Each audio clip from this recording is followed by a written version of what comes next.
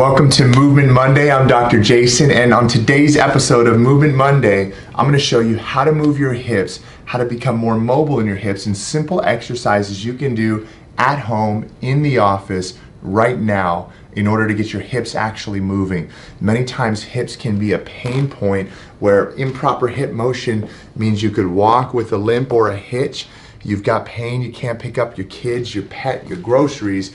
Our hip motion is so important because if you lose it, you pretty much lose your ability to move the human body. So we're gonna start out right here, and you see I'm in my office, I'm in my work clothes. The first thing we're gonna do is we're gonna work to get into a low squat. Now, if you're not able to get into a low squat, hang loose.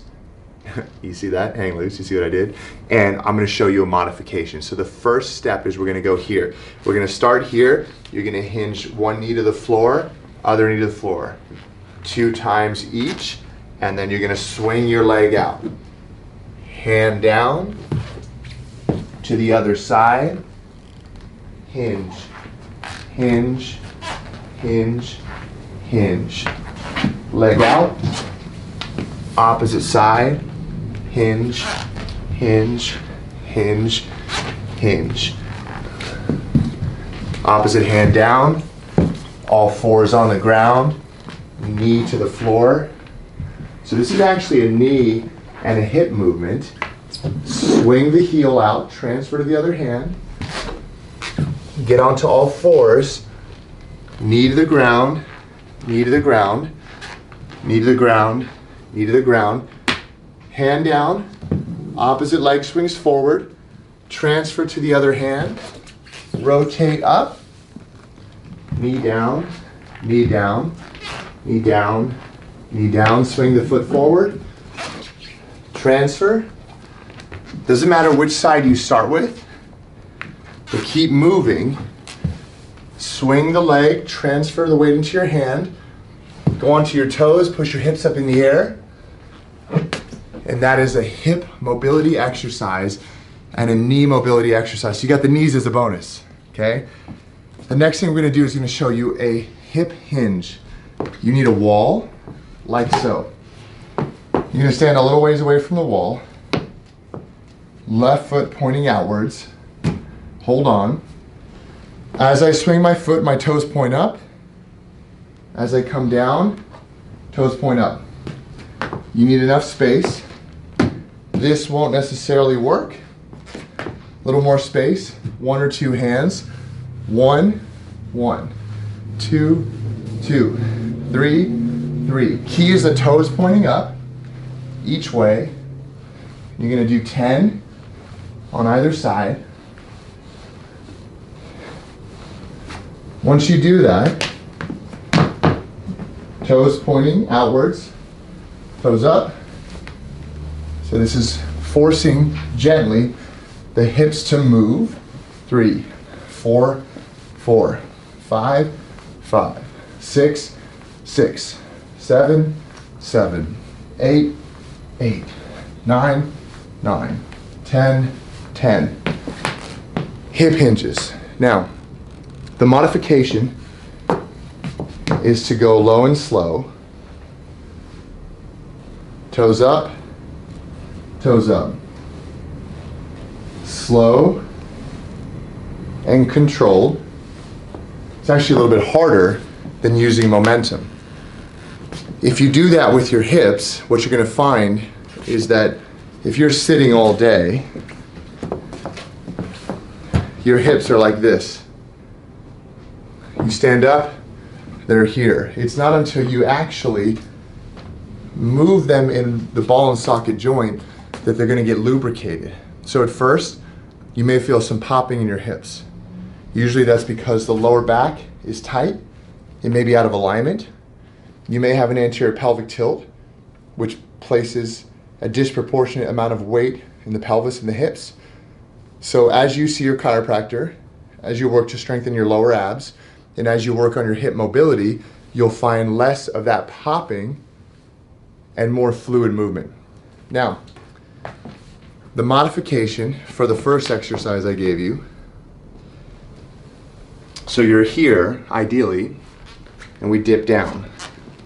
You might say, oh my God, Dr. J, I can't do that. I'm up here and I'm struggling. What you want to do is you want to find something to hold on to. So in this case, I'm going to hold on to this. And let's say this is a sink. Maybe you're in your bathroom. Maybe you're at work, you're in the bathroom. Maybe it's a counter at work. And what you're going to do is you're going to use whatever's in front of you that's solid. It could be a bumper of your car. And you're going to sit back as low as you can go, and you're going to dip your knee in. 1,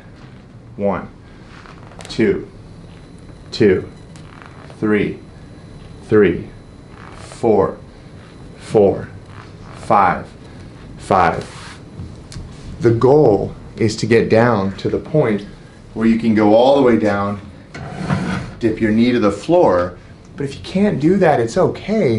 What we've got to do is chunk it down. We've got to get you moving, get you back to being your normal self. The human body's designed to move. Like when we're in school and you're out there playing, we grow up, we sit at a desk, we work on the computer, we lose that.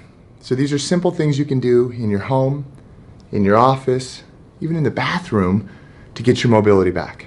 Now the next exercise, you're going to sit on the floor, and what most people do when they sit on the floor is they lean back like this, and they go like this. Feels great. The only problem is your posture's a mess when you do this. So in order for you to get movement back into your body, that's what Movement Monday is about, and make sure you subscribe, by the way, because we got lots of content for you. What you're going to do on this Movement Monday, where we're talking about hip mobility, is you're going to plant your hands into the ground. You're going to point your toes up, and you're going to pull your hips back underneath you. You may go, oh my God, that's difficult. You may have some tissue here that prevents you from doing that. I go, oh my God, I feel bloated. God, I can barely breathe, or I just ate. It's okay, just work through it. You're gonna pull your hips back, and then you're gonna sit up. This takes a degree of mobility in your hips. It takes a degree of looseness in your hamstrings, and it takes a degree of flexibility in your lower back. So even though it may not look like it, to pull my hips underneath me, to sit up tall and have my toes pointing upwards, my quads are contracting because my hamstrings are really tight, so I'm really working to hold myself up. I'm gonna breathe like that. The next step from here would be one of two things. One is you could reach for the toes, and you could begin to stretch and flex forward for a hamstring stretch that's gonna help your hips. The second would be to plant your hands and to lift up, pull the hips back, and this is the beginning of what we call an L-sit, which is where you lift your legs up off the ground. In order to do that, you first have to plant your hands, pull your hips back, sit up straight, work on your flexibility.